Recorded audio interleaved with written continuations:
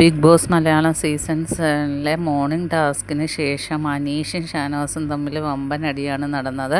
രാവിലെ ഒരു morning task കൊടുത്തിട്ടുണ്ടായിരുന്നു. നിങ്ങൾ സൂപ്പർ ഹീറോ ആയി സൂപ്പർ പവർ കിട്ടിയാൽ കപ്പ് കിട്ടാനായിട്ട് നിങ്ങൾ അത് പ്രയോഗിക്കുമെന്ന്.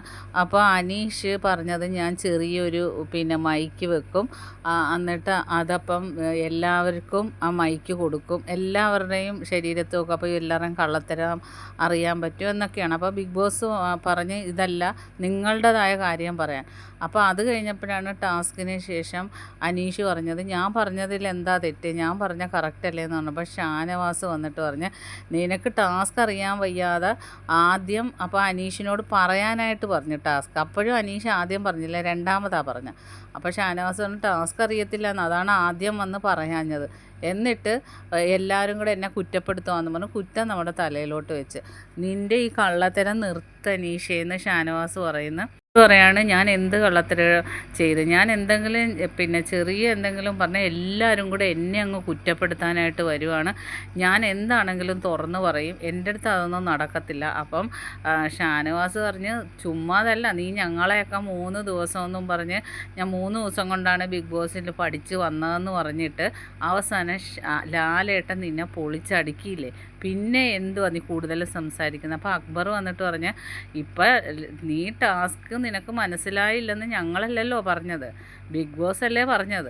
2 പ്രാവശ്യം പറഞ്ഞു, എന്നിട്ടും നീ ആ പറഞ്ഞത് തന്നെ പറഞ്ഞുകൊണ്ടിരുന്നതെന്ന് പറഞ്ഞു. ഞാൻ പറഞ്ഞതിൽ തെറ്റൊന്നുമില്ല. അപ്പം ഷാനവാസ് പറഞ്ഞ് നിൻ്റെ കള്ളത്തരങ്ങൾ മൊത്തം ഞങ്ങൾ പൊളിച്ചടുക്കും അനീഷേ, നീ വെയിറ്റ് ചെയ്തോ എന്ന് പറയുന്നു. അപ്പം അനീഷ് പറഞ്ഞു ഞാൻ എന്ത് കള്ളത്തരം പറഞ്ഞു, ഷാനവാസ് നീ നിർത്തിക്കോ എന്ന് പറയുന്നു. അപ്പം ഷാനവാസ് പറയുന്നത് നീ മൊത്തം കള്ളത്തരമാണ്, നീ ഉഡായിപ്പാണ് ഇവിടെ നിൽക്കുന്നത്, ജനങ്ങളെ നീ പറ്റിച്ചുകൊണ്ടിരിക്കുവാണ്.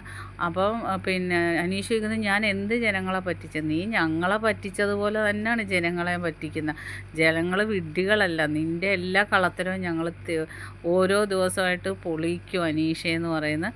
അപ്പം അനീഷിനോട് പറയണത് നീ ഞങ്ങളെ 3 ദിവസം ഒന്ന് പറ്റിച്ച്, ലാലേട്ടനെ പറ്റിക്കാൻ പറ്റിയില്ല. അപ്പോൾ അക്ബർ വന്നിട്ട് പറയുവാണ് ലാലേട്ടൻ ഈ ഒരു കാര്യമേ ചൂണ്ടിക്കാണിച്ചുള്ളൂ, നിൻ്റെ മൊത്തം കാര്യം ചൂണ്ടിക്കാണിക്കാനായിരുന്നെങ്കിൽ മാലപ്പടക്കം പോലെ അനീഷ് ഇവിടെ നിന്ന് പൊട്ടിയേനെന്ന് പറയുന്നു.